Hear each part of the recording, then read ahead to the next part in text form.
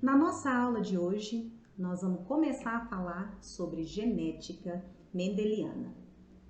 Nós vamos trabalhar alguns conceitos propostos por Mendel, alguns de seus cruzamentos, para que a gente possa entender os padrões de herança que existem. Só que antes nós vamos voltar um pouquinho para nós entendermos qual era a noção que as pessoas tinham sobre a genética, essa ciência tão importante.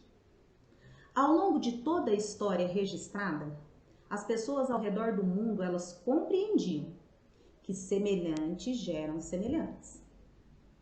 Uma outra visão comum era a teoria da mistura. Embora a teoria da mistura apresentasse atuar algumas vezes, também estava claro que, como todo evento biológico, existiam algumas exceções. A teoria da mistura, ela não explicava por meio do qual os líquidos da hereditariedade, que são termos que eram utilizados, após a mistura, eles não podiam ser separados. Vou dar um exemplo para vocês, para que a gente possa entender essa teoria da mistura, como ela foi colocada. Vamos imaginar que nós temos duas tintas, uma vermelha e uma branca. Vamos misturar essas duas tintas, tá? O resultado dessa mistura é uma terceira cor, que é o rosa. Bom, essa visão da teoria da mistura todo mundo tinha em mente. O que a teoria da mistura não explicava é que a partir do momento em que nós tínhamos o rosa, nós não conseguíamos, a partir desse rosa, retomar nas cores iniciais, que era o vermelho e o branco. Então, não se tinha uma explicação sobre esse evento, que ele coloca como líquidos da hereditariedade. Em 1800, na Europa, horticultores, criadores de animais e até biólogos estudiosos da época, eles também tentavam explicar a semelhança entre os genitores e os seus descendentes. Bom, diante de todas essas dúvidas, quem surge? Gregory Mendel. Mendel era um monge austríaco que trabalhou no monasteiro na Áustria no período de 1856 a 1863.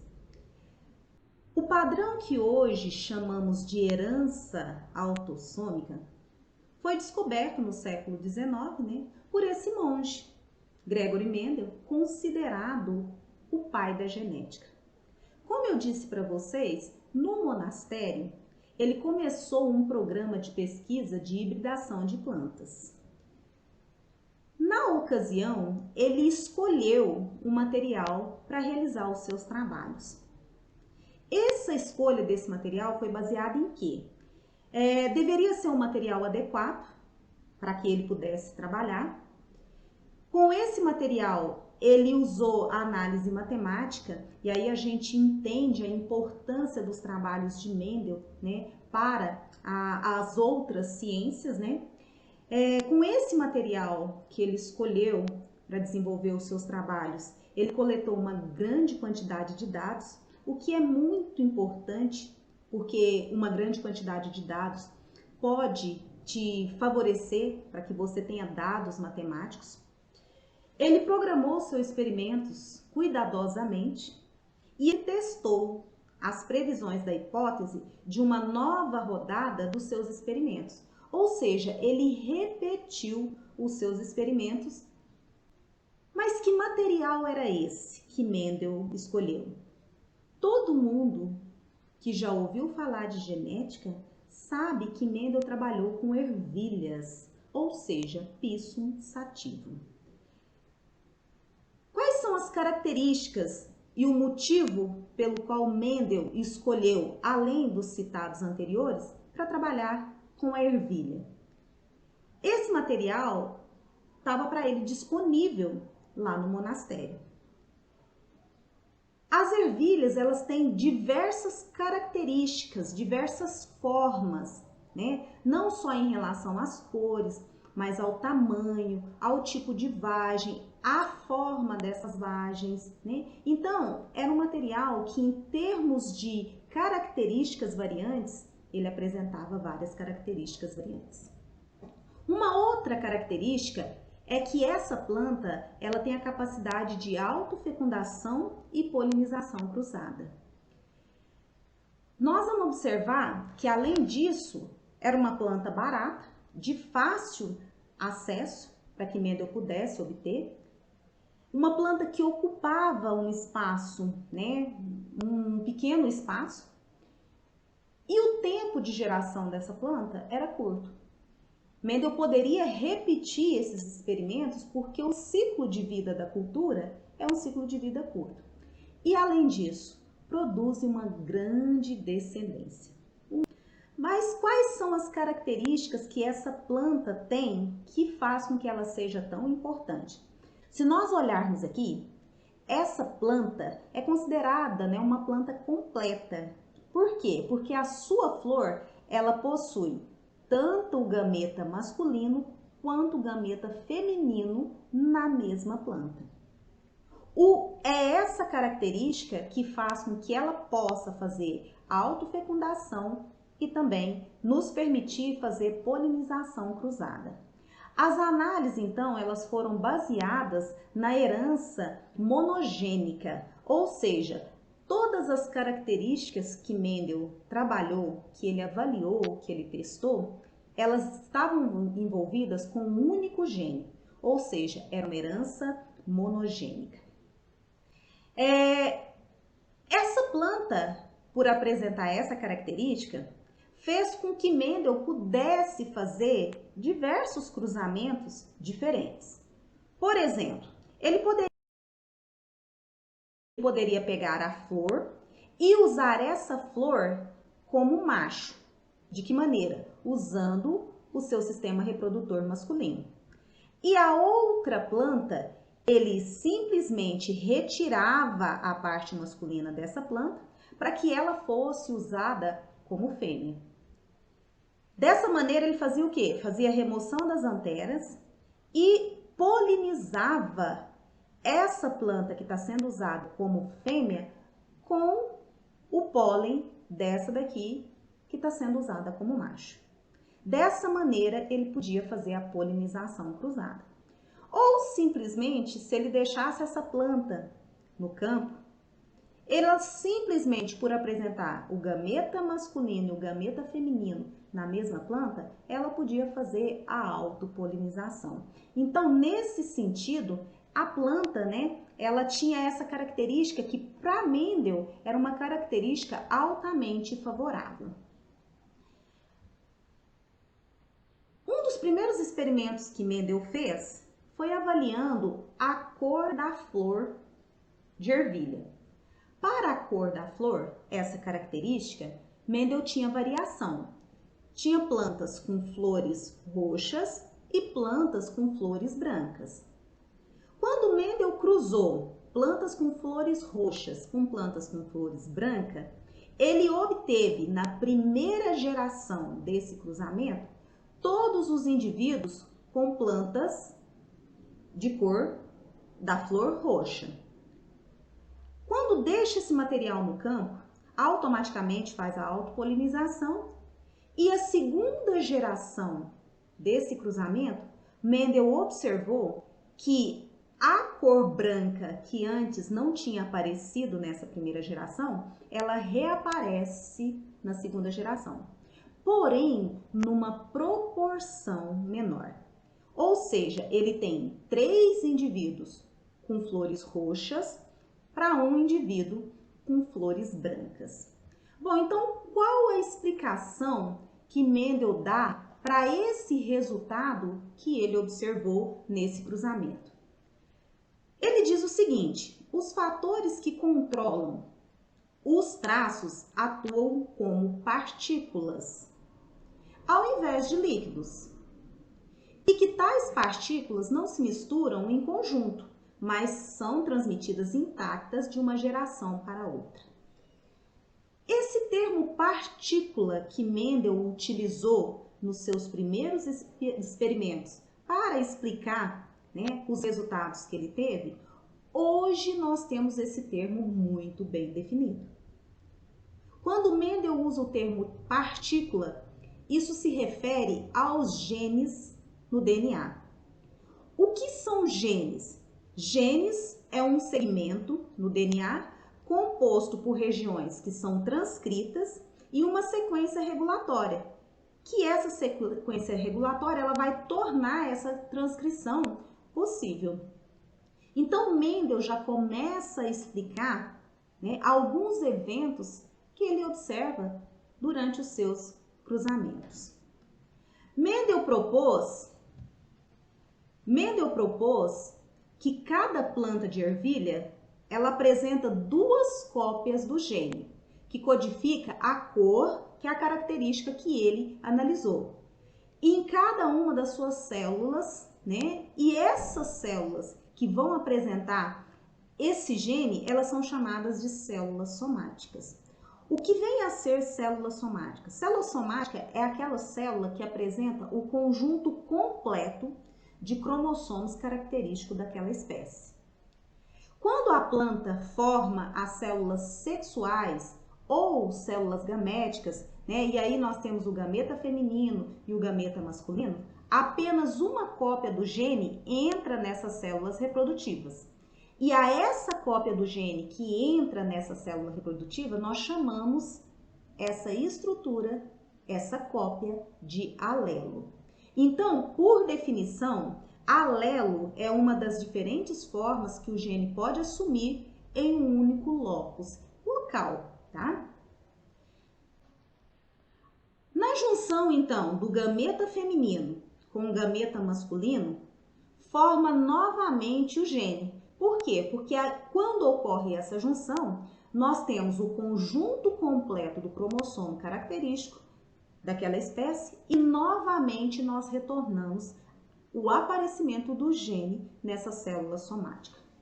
O alelo que codifica a cor roxa, característica analisada por Mendel, ele é um alelo dominante em relação ao alelo branco, que nesse caso é o alelo recessivo, né?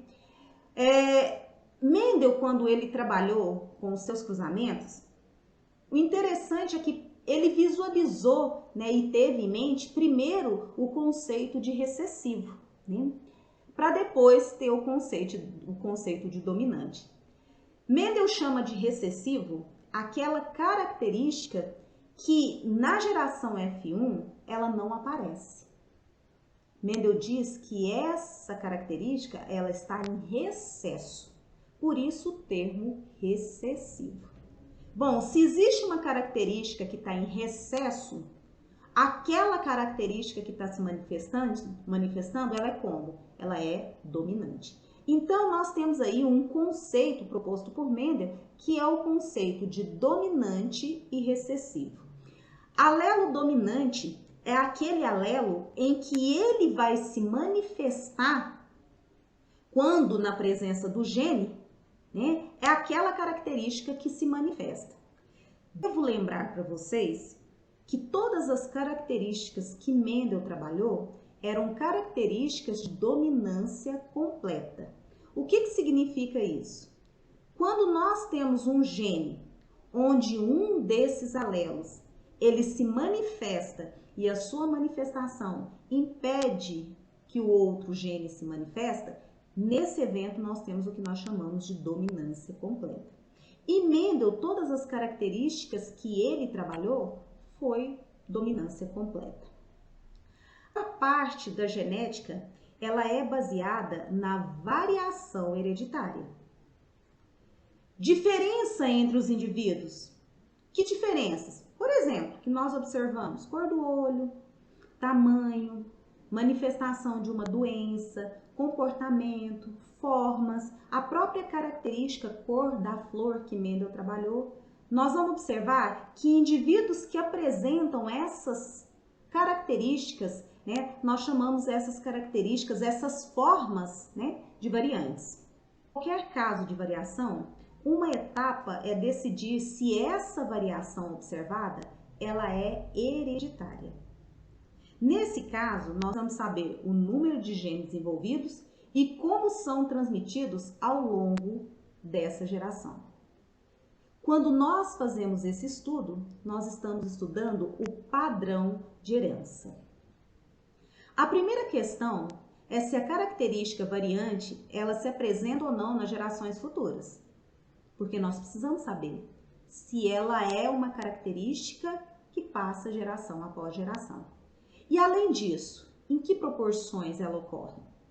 Existe um número limitado de padrões de herança e a partir deles, um ou mais genes podem ser identificados formando o que nós chamamos de variação hereditária.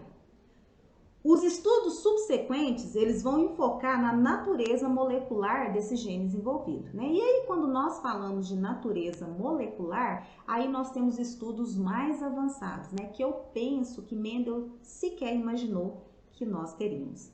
Os padrões de herança encontrados nas análises de variantes descontínuos, que estão relacionados aí, né? Com diferentes formas, né? Por exemplo, a altura, alto e baixo.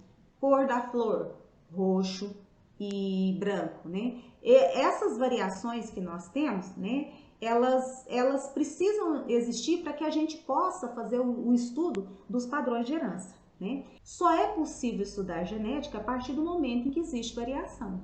Porque se os indivíduos forem todos iguais, nós não temos, né, como estudar genética nesses indivíduos.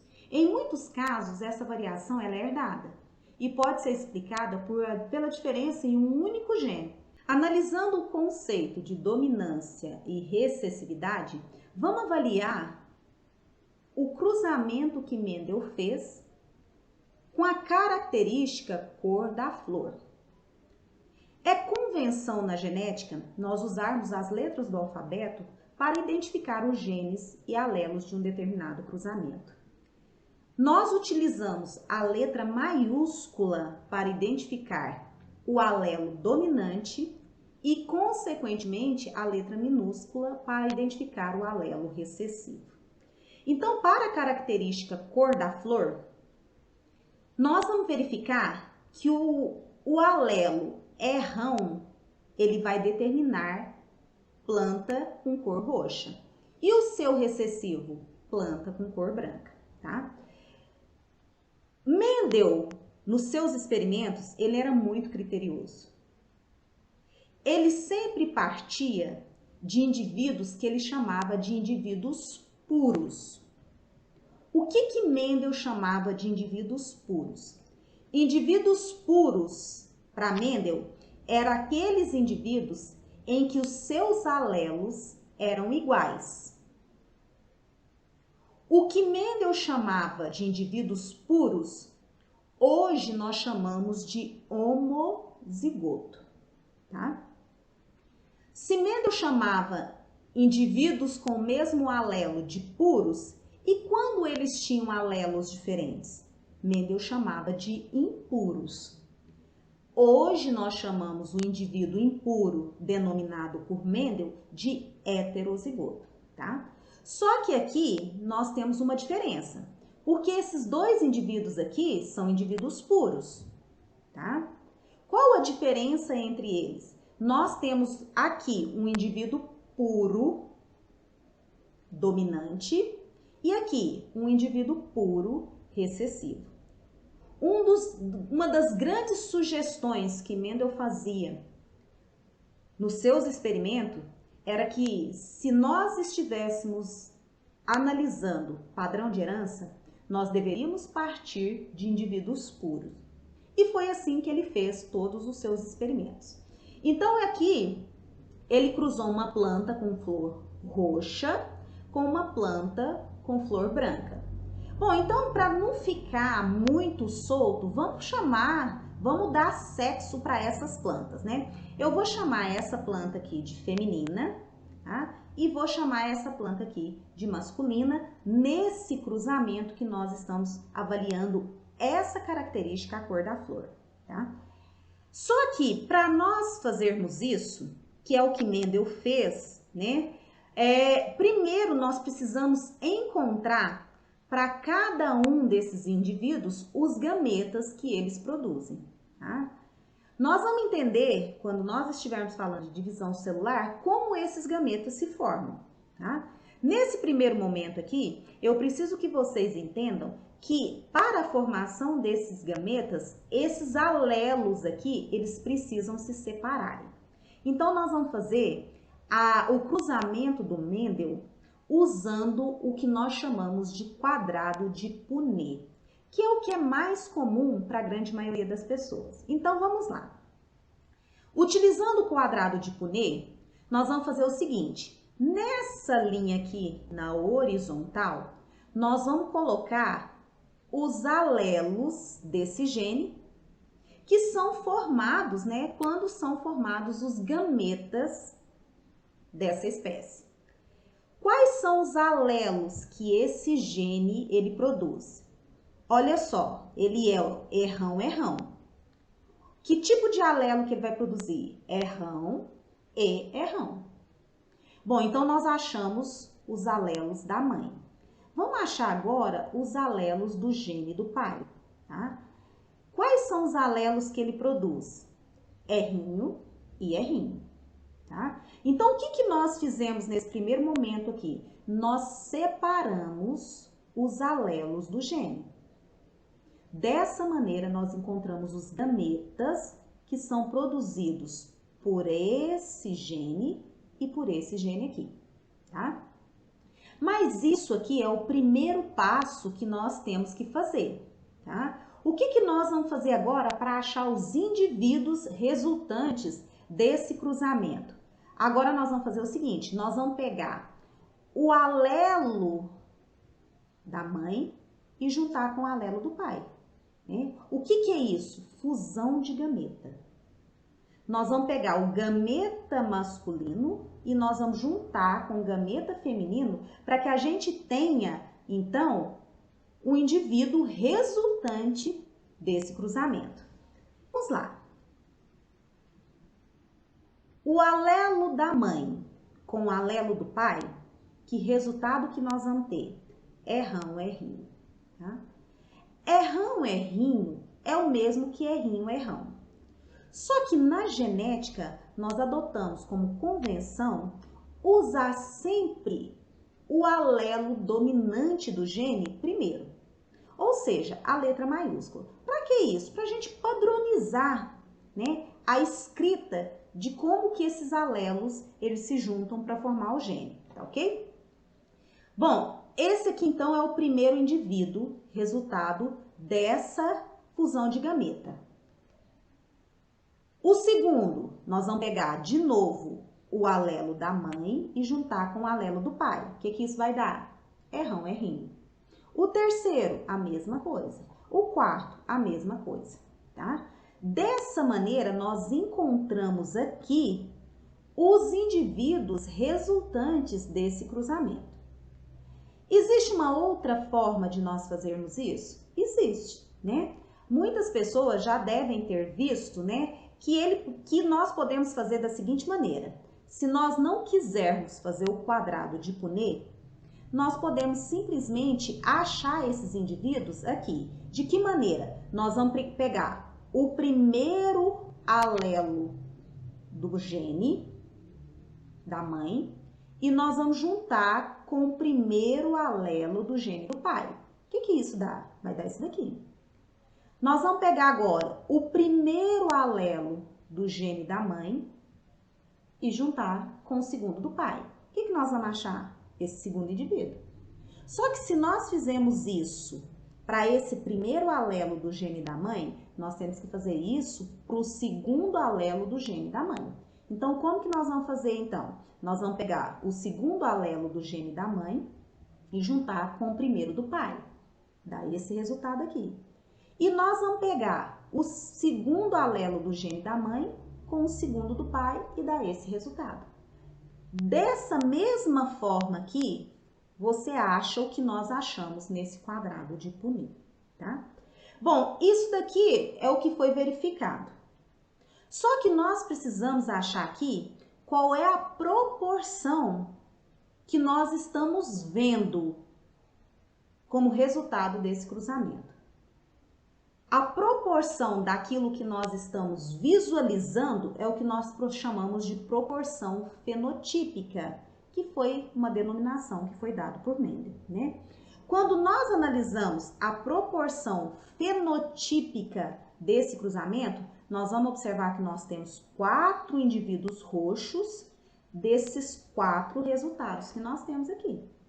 Ou seja, 100% dos nossos indivíduos são indivíduos roxos, tá? Mais para frente, Mendel, ele designava que por trás de uma proporção fenotípica existia uma proporção genotípica, tá? E que nesse caso aqui, né, nós analisamos os genes que estão envolvidos nesse resultado, tá? Se nós olharmos aqui, esse gene aqui é heterozigoto. Por que ele é heterozigoto? Porque ele tem alelos diferentes, né? Que é a denominação que Mendel dava de indivíduos impuros, né?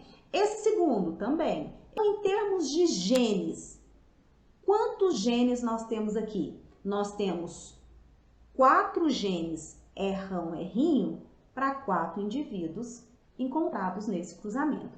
Nesse caso aqui, a proporção fenotípica ela é a mesma da proporção genotípica, tá? Então, dessa forma, Mendel começou a fazer os seus cruzamentos.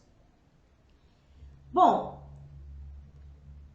quando nós pegamos um indivíduo resultado daquele cruzamento anterior, deixamos no campo e ele faz a autofecundação, o que nós temos?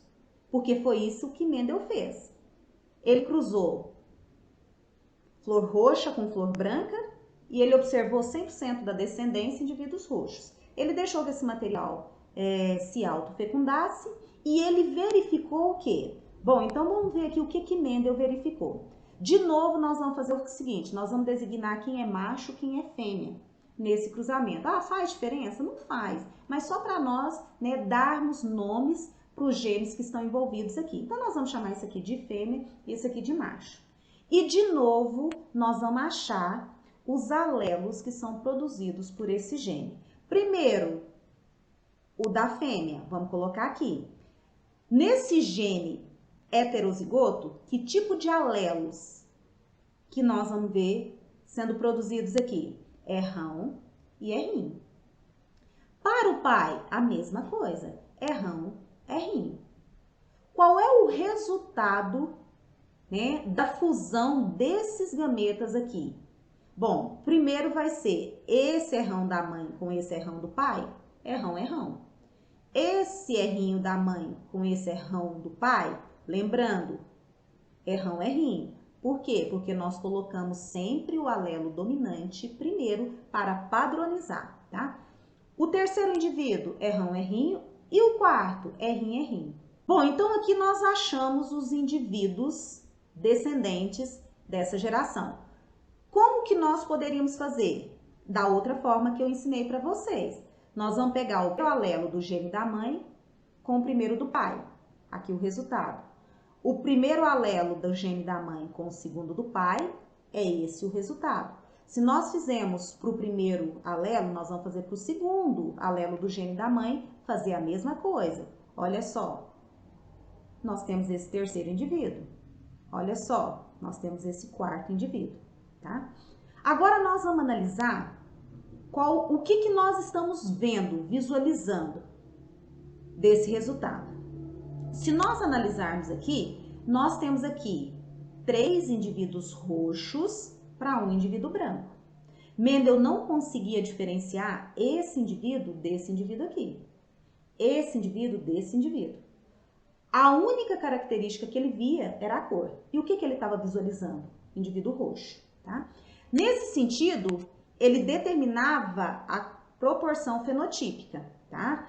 E nesse cruzamento aqui, nós temos como proporção fenotípica 3/4 de indivíduos roxos para 1/4 de indivíduo branco. Tá? Só que por trás dessa proporção fenotípica aqui, existe uma proporção que Mendel não visualizava, que é a proporção genotípica. E quando nós analisamos a proporção genotípica, nós vamos ver se os genes são iguais. Não são. Esse gene não é igual a esse gene não é igual a esse. Então, quando nós vamos analisar a proporção genotípica, nós precisamos separar esses genes, tá? Então, aqui nós vamos ter 1/4 de homozigoto dominante, errão. 2/4 de heterozigoto, errinho. 1/4 de homozigoto recessivo, que é o indivíduo que apresenta a característica cor branca, tá? E dessa forma, Mendel, ele fazia os seus cruzamentos e determinava desses seus cruzamentos a proporção fenotípica e a proporção genotípica desses cruzamentos, tá? Dessa forma, nós temos o que nós chamamos de padrão de herança. Só que nós temos diferentes padrões de herança. E esses diferentes padrões, eles foram enquadrados em categorias. E nós temos o que nós chamamos de herança autossômica, que é a herança que Mendel estudou, né? Nós temos a herança ligada ao sexo e nós temos a herança citoplasmática. O que diferencia esses padrões de herança? O que diferencia é o tipo de material genético e a localização onde ele está que nós estamos estudando. Existe uma forma que nós separamos os cromossomos de um determinado indivíduo. Qual é essa forma de separação? Nós pegamos aqueles cromossomos que servem para identificar o sexo do indivíduo. Nós chamamos esses cromossomos que identificam esse sexo como cromossomos sexuais. Ali vai existir um padrão de herança. E o restante, que não identifica o sexo, nós chamamos de autossômicos. Então, dentro da célula, nós temos os cromossomos sexuais, que são os cromossomos que identificam o sexo, e os cromossomos que não identificam o sexo, e nós chamamos de autossômicos, tá? Nesse sentido, nós temos o padrão de herança autossômico, que é aquele padrão que está baseado nos genes que estão localizados nos cromossomos autossômicos. E nós temos o padrão de herança ligado ao sexo, que esse sim está ligado aos cromossomos sexuais. Só que nós temos que lembrar que dentro da célula existem organelas que possuem DNA próprio. Quem são essas organelas? As mitocôndrias e os cloroplastos. E essas organelas, elas têm o seu próprio material genético. E tendo o seu próprio material genético, elas têm o seu padrão de herança, tá? Só que onde está localizado essas organelas? No citoplasma. Então, com isso, nós ainda temos o padrão de herança citoplasmático, que esse é baseado na variação dos genes que estão localizados nessas organelas, mitocôndria e cloroplasto.